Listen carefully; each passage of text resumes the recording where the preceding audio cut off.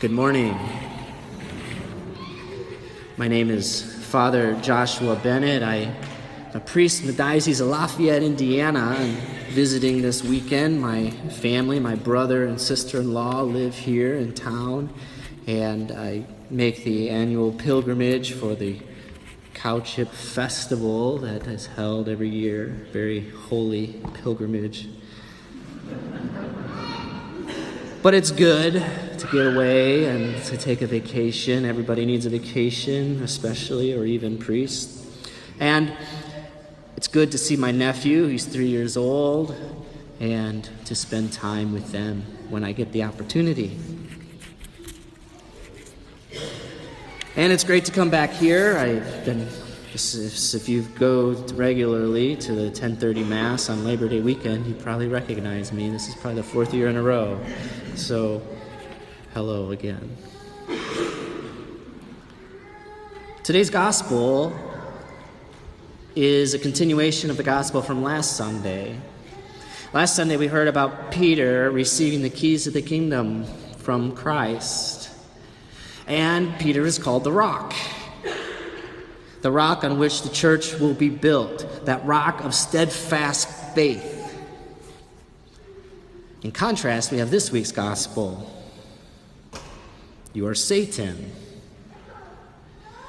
Now, many commentators, for many centuries, have looked at this and this drastic and very quick switch that we see from Peter being elevated as the highest of high of the church to the lowest of low in all of creation. But I think the thread that holds all of our readings together is very important for us to examine today, and we can see clearly what Christ is saying. He's not calling Peter Satan, literally. There is a Satan, and it's not Peter. The devil is a fallen angel, and we know who he is. But he is telling him that he is an obstacle. He's not thinking like God does. And that is satanic, diabolical, evil. But what we hear in our second reading, as St. Paul writes to the Romans, is this need to discern. St. Ignatius of Loyola, this great saint, founder of the Jesuits, the Society of Jesus, has his discernment of spirits at the core of his spirituality. The discernment as whether something is good or evil, the voice of God or the voice of the devil, popularized in cartoons with the little angel and the little devil on your shoulder, which we all have experienced so many times in our life. Something is right before us, that proverbial apple is before us. And we have the angel and the devil telling us, don't do it, do it. We've all been there. If we haven't, well, either we're damned or we're saints. Because one of the voices is missing. We're probably not human. It's the thing called temptation. We have this struggle, this struggle, this powerful forces of good and evil trying to lure us, ultimately, the highest power of God, into doing his will. And that's what St. Paul tells the Romans. Do not conform yourselves to this age, to the age of carpe diem, seize the day. Do not conform yourselves to that which might seem the greatest, or perhaps even the easiest. So many times we settle in life because we think this is what we have to do. But he says, rather be transformed. Be transformed so that you might be able, therefore, to discern the will of God. That if you're just going through the motions and doing everything the same way you've always done it, and how many people have I heard in the confessional or just outside as They'll come up to me and say, Father, I pray every day and I can never hear God's will. I said, okay, do something different. Change your life. How many times has God called people in the scriptures out of their way of life? And in that calling, they are able to then converse with God. There's this great theophany, this great hearing, this great vision of God. But those who refuse, I think of the rich young man, those who refuse the invitation go away sad.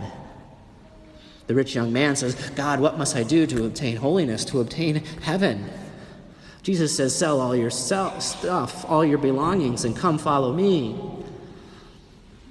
And he says, I can't do that. And he goes away sad. Christ asks us to transform ourselves, and in the transformation, we can hear him. But if we keep doing the same things over and over and over, and we keep complaining that I can't hear him, I can't see him, there is a clinical definition for this if we keep doing the same thing and expect a different result.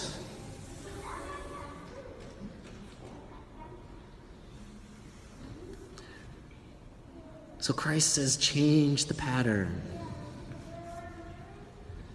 You're not crazy. None of us are when it comes to our relationship with God. Change the pattern, transform your lives, and then we can hear what is good. That angel on our shoulder will be magnified, and that little devil will disappear, and we will be saints.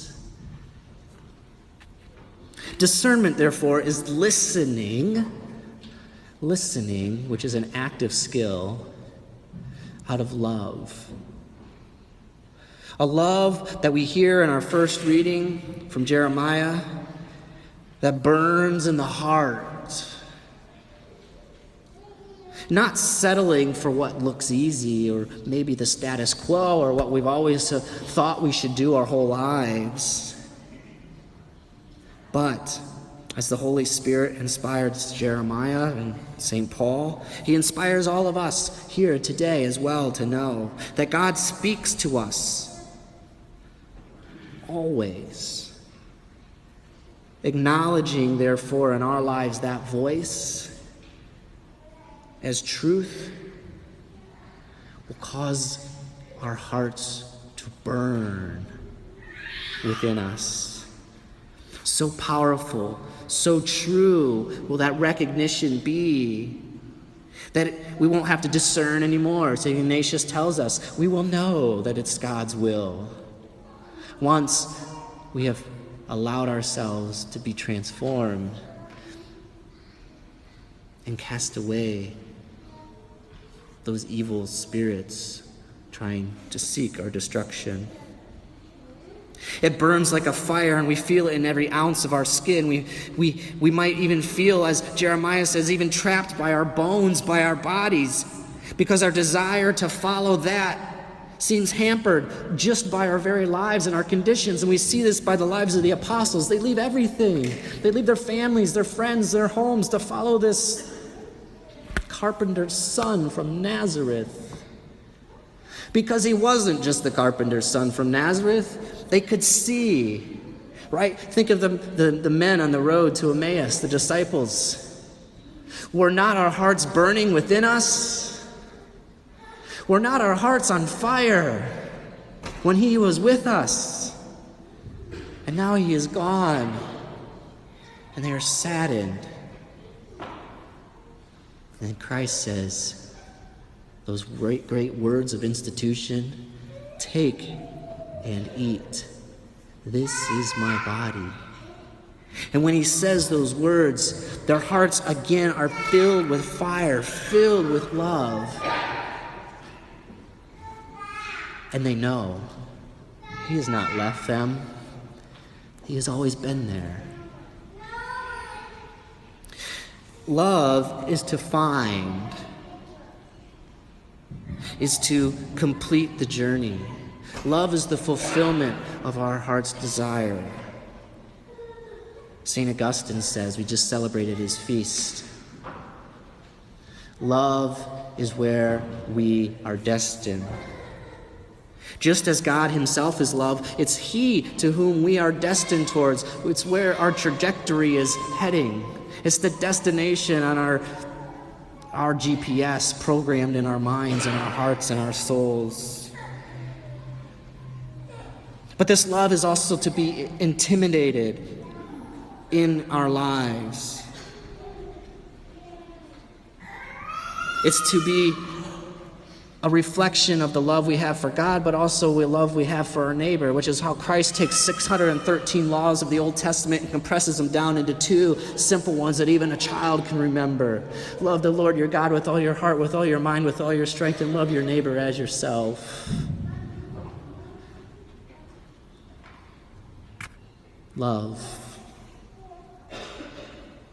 Now, our world distorts this concept many times over. Love has to be physical. Love has to be money.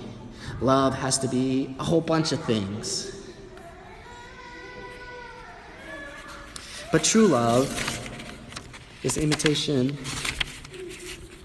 of he who is love. Christ starts the gospel by, Matthew tells us, as Christ says he must go to Jerusalem to suffer greatly. The word suffer in the Greek and the Latin comes from the same word as passion. For Christ was to have a great passion in order to be killed and to be raised. And we also use the word passion in our own language, in our own day. And we usually use the word passion to refer to some sense of infatuation or desire or love. And while that's not incorrect, because passion is love, we must remember when we hear this word today, suffer, that there is no crucifixion, there is no resurrection without first Christ's passion, his suffering in the garden, his agony. That's his loving discernment, as it were, a listening to the heart of God, the Father.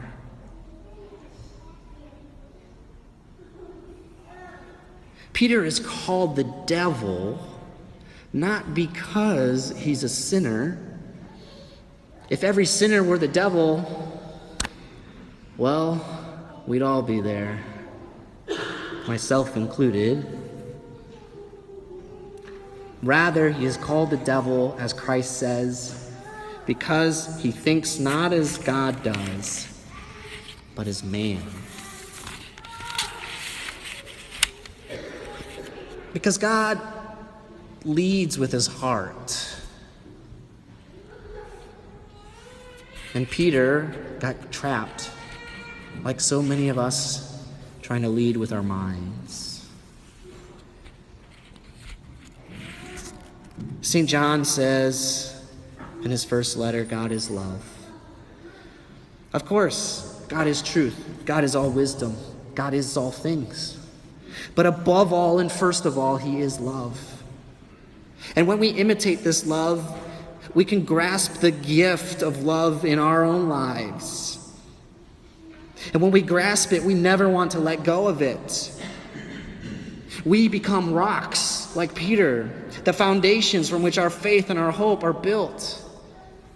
If we let go of that love, if we deny God, if we deny his love for us in our life, we run away from faith and hope as well. Discernment cannot be one of just ease and convenience. This is why this whole Protestant notion of accepting Jesus Christ as your personal Lord and Savior falls apart. Because it's devoid of love. It's very rational. Jesus died on the cross for me, took away my sins. Therefore, if I accept him, he'll free me forever. That is not what Christ came to do. He came to love, to be loved, and to love in return. It's not a simple checklist that many evangelicals particularly and other Protestants want us to believe. That if we just do this little checklist, much like the scribes and Pharisees were saying, that we could just get into heaven. Christ wants us to get out of our mind and get into our heart. Love me like I have loved you. Love me like the Father loves you. Imitate my love. A love, as Jeremiah says, that burns within you. Do not be duped. Do not be the object of laughter, one who everyone mocks because you get all caught up in your head. But get caught up in your heart and be transformed. Pope Francis said a couple years back at World Youth Day down in Rio de Janeiro that Christian Catholics should go out and cause chaos in the streets. And of course, the media jumped all over that and said, oh, he's encouraging riots. No. He's encouraging the word of the gospel, transformation. That if we were in love with God, imagine what it would look like if every single Christian was absolutely in love with Jesus Christ. It would be chaos in the streets. People helping neighbor. People not shooting each other. People giving of themselves rather than seeking their own first. It would be chaotic in a world that only knows selfishness, ego, pride, envy. It would be chaos in a world that only seeks death and destruction. If we lived love and life. Christ calls us to him, to love, to live, to be happy. But we have to be open to transformation. Abraham's called out of his home. Moses is called out of his life of comfort. On and on and on and on and on. We are called to something greater as well. Specifically to be saints in heaven. When we embrace that call, when we latch onto it with all our hearts, with all our mind, with all our strength, and we love God above all things and our neighbor as ourselves, not only will we be transformed into the saints that God created us to be, but the world around us will be transformed as well.